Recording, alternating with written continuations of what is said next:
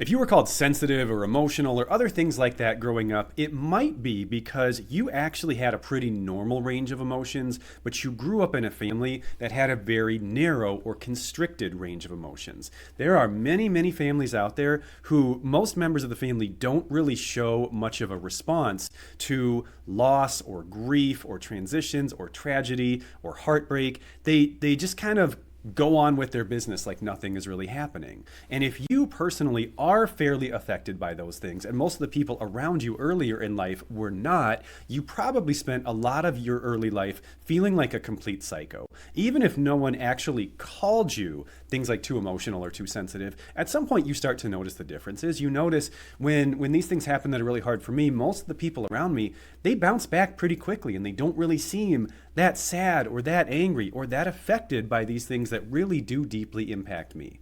And it might be that you have a wider range of emotions or a more intense emotional experience than most people. That's a real thing too.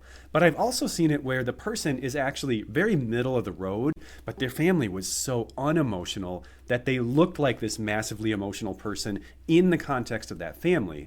But as they grew up and their social circle expanded, sometimes you start to realize, actually, I just had a very non-representative sample of what is normal in my early years of life.